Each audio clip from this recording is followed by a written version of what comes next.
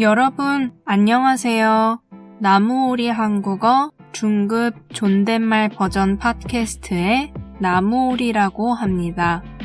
오늘도 잘 부탁드립니다.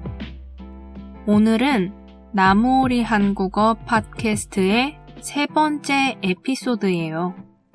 오늘의 주제는 12지신입니다. 12지신이라는 단어를 들어본 적 있으세요? 만약 없으시다면 혹시 12지나 12지지는요? 모르시겠다고요? 그러면 12가지 동물, 12가지 띠는 들어본 적 있으세요?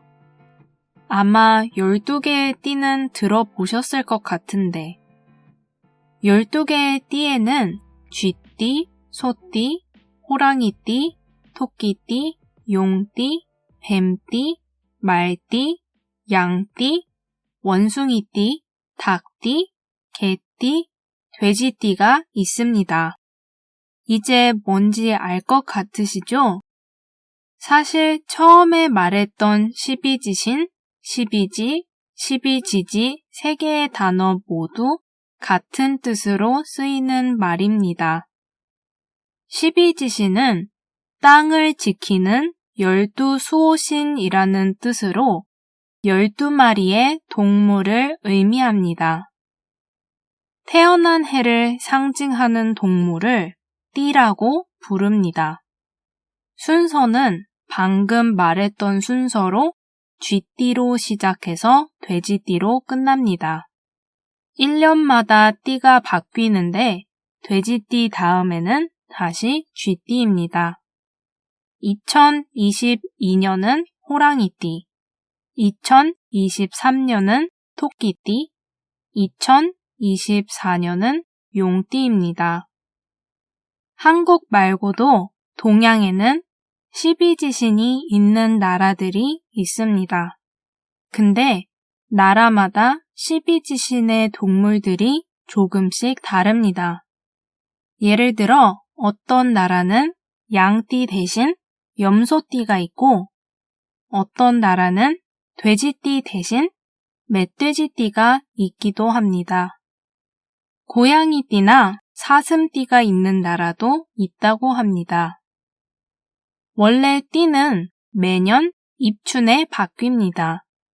입춘은 한자로 들어갈 입자에 봄춘자를 써서 봄에 들어가는 날, 즉 봄이 시작하는 날을 의미합니다. 입춘은 매년 2월 4일이나 5일입니다. 근데 띠가 양력 1월 1일이나 음력 1월 1일에 바뀐다고 생각하는 사람도 많지만 사실이 아니에요. 그래도 양력 1월 1일 새해 첫날이 되면 보통 그냥 무슨 띠에 해가 밝았습니다 라고 말하곤 합니다. 그게 말할 때 편하거든요.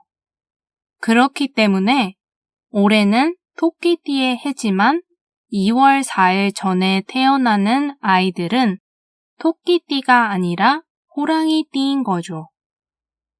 다음으로는 12지신 순서에 관련된 옛 설화를 얘기해 드릴게요. 12지신의 순서에 관련된 설화는 여러 가지 버전이 있는데 그 중에서 제일 유명한 이야기로 하나 해드릴게요. 옛날에 하늘의 왕 옥황상제가 있었습니다.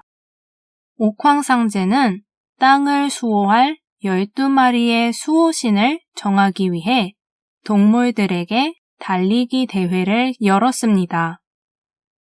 근데 이 달리기 대회는 다 같이 동시에 출발하는 게 아니라 설날에 결승점을 통과해 세배하는 순서대로 수호신이 되는 대회였습니다. 그래서 부지런한 소가 새벽에 일찍 제일 먼저 출발했는데 작지만 똑똑한 쥐는 자기가 뛰면 다른 큰 동물들을 이길 수 없다고 생각해서 소를 타고 갔습니다. 그러다가 소가 열심히 뛰어 결승점에 도착하기 바로 직전에 쥐가 빠르게 뛰어나가 1등을 하고 소가 2등을 했습니다. 그리고 소식을 조금 늦게 들은 호랑이는 빠르게 달려 3등을 하고 달리기는 빠르지만 낮잠을 잔 토끼가 4등. 하늘을 날 수 있었지만 날씨가 좋지 않아 용이 5등을 하고 용꼬리를 붙잡고 온 뱀이 6등을 했습니다. 말은 곧장 결승점으로 가지 않고 돌아가다가 7등. 양은 그냥 열심히 달려서 8등을 했고 원숭이는 개와 싸우다가 9등. 닭은 새벽에 해 뜰 때쯤 꼬끼워 하고 울다가 10등. 개는 새벽에 우는 닭을 보고 같이 짖다가 11등. 돼지는 열심히 달렸지만 느려서 꼴찌로 겨우 도착했습니다. 그리고 원래 고양이도 대회에 참가하려고 했는데 쥐가 대회 열리는 날을 일부러 잘못 알려줘서 참가를 못했다고 합니다. 그래서 그때부터 고양이가 쥐를 미워하고 쥐만 보면 잡으려고 하게 된 거라고 합니다. 다른 버전에는 옥황상제 대신 다른 인물이 나오거나 각 동물이 왜 그 순서대로 들어오게 됐는지 이유가 다르거나 고양이가 12등 안에 못 들게 된 이유가 다르기도 합니다. 궁금하시면 나중에 한번 찾아보세요. 그럼 이번에는 띠별 성격이랑 특징을 얘기해 드릴게요. 이건 그냥 재미로 들어주세요. 쥐띠는 친구들을 잘 사귀고 인기가 많은데 감정 기복이 심해서 다른 사람들을 당황시킬 수가 있대요. 소띠는 성실하고 참을성이 많지만 한 번 화나면 아주 크게 화를 낸대요.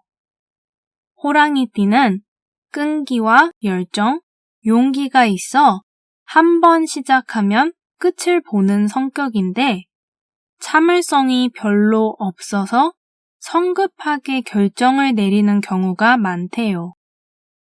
토끼띠는 계획적이지만 싸우는 걸 싫어해서 분위기에 잘 휩쓸리고 특히 예술적 재능이 필요한 곳에서 잘 되는 경우가 많대요. 용띠는 큰일에 도전하길 좋아하고 적극적이고 외향적이지만 고집이 세서 다른 사람을 좀 힘들게 할 때가 있대요. 뱀띠는 긍정적이고 쿨한 성격이라서 주변 사람들과 잘 지내고 지혜롭대요. 근데 자제력이 낮아서 놀기 위해 돈을 낭비할 위험이 있대요. 말띠는 외향적이라 주변 사람들, 특히 이성한테 인기가 많고 어떤 일이든 잘하는 편이지만 한 가지 일에 집중을 잘 못하는 편이래요. 양띠는 생각이 많고 조심스러워서 실수를 잘 안 하고 예의가 바르지만 다른 사람이랑 싸우는 걸 싫어해서 결정을 잘 못 내린대요. 원숭이띠는 사람들을 좋아하고 인기도 많대요. 적응력도 좋고 재주도 많은데 차분함이랑 인내심이 좀 부족한 편이래요. 닭띠는 똑똑하고 정확하고 체계적이고 규칙적인 상황을 좋아한대요. 근데 자존심이 세서 자존심이 상하면 크게 화를 낸대요. 개띠는 상대방의 마음을 잘 읽어서 인기가 많지만 자신의 감정은 잘 표현하지 않는데요. 그리고 고집도 좀 센 편이래요. 돼지띠는 모든 사람과 잘 지내는 편이고 정직하고 책임감이 강하지만 부탁을 잘 거절하지 못해 손해를 보는 경우가 많대요. 조금 다른 이야기지만 12지와 관련된 또 다른 이야기를 해드릴게요. 보통 서양에서는 별자리로 운세를 보는데 한국에서는 띠로 운세를 많이 봅니다. 물론 별자리 운세를 안 보는 건 아니지만 띠로 보는 경우가 좀 더 흔한 것 같아요. 운세는 미래에 어떤 일이 있을지, 언제 운이 들어오고 언제 안 좋은지 보는 걸 말합니다. 그래서 한국에서는 매일 신문에 띠별 운세가 실립니다. 항상 맞지는 않지만 그래도 가끔 보면 재밌어요. 또 한국에서는 띠로 커플의 궁합을 보기도 합니다. 궁합은 두 사람이 얼마나 잘 맞는지 확인하는 거예요. 예를 들어 토끼띠는 양띠, 개띠, 돼지띠랑 궁합이 좋고 닭띠랑 궁합이 안 좋다고 합니다. 그리고 옛날에는 남자랑 여자가 결혼하기 전에 먼저 궁합을 확인했었어요. 요즘에는 미신이라고 생각하는 사람이 많아서 한 귀로 듣고 한 귀로 흘리는 사람들도 많지만 옛날에는 궁합이 안 좋으면 파혼하기도 했습니다. 요즘에도 결혼 전에 궁합을 확인하는 사람들도 있기는 있지만 옛날만큼은 잘 확인을 안 해요. 마지막으로 재밌는 단어를 알려드릴게요. 이미 알고 계실 수도 있지만 한국에는 띠동갑이라는 단어가 있어요. 원래 동갑은 나이가 같은 사람을 말하는데 띠동갑은 나이는 다르지만 띠가 같은 사람을 의미합니다. 본인과 12살, 24살, 36살 등 12의 배수로 나이 차이가 나는 사람들이 본인과 띠동갑입니다. 띠동갑은 나이가 본인보다 많거나 적거나 상관없이 띠만 같다면 띠동갑입니다. 그래서 12살이나 24살 등 나이 차이가 나는 커플을 띠동갑 커플이라고도 해요. 오늘 에피소드에서는 12지신에 대해서 이야기해봤어요. 띠 순서와 관련된 설화도 얘기하고 띠별 성격과 운세, 궁합, 띠동갑 얘기도 했습니다. 어땠나요? 혹시 12지신 설화를 이미 알고 계셨나요? 이미 알고 계셨다면 알고 있던 버전이랑 제가 얘기해드린 버전이랑 어디가 어떻게 달랐나요? 오늘은 댓글로 여러분의 띠를 알려주세요. 여러분의 나라에도 띠가 있나요? 한국이랑 다른 띠가 있나요? 있다면 무슨 띠가 다른가요? 띠별 성격이랑 여러분의 성격이랑 좀 맞는 것 같나요? 혹시 띠랑 관련된 재미있는 이야기도 있나요? 있다면 꼭 알려주세요. 오늘도 들어주셔서 고맙습니다. 수고하셨습니다. 지금까지 나무오리 한국어 중급 존댓말 버전 팟캐스트의 나무오리였습니다. 다음에 또 봬요.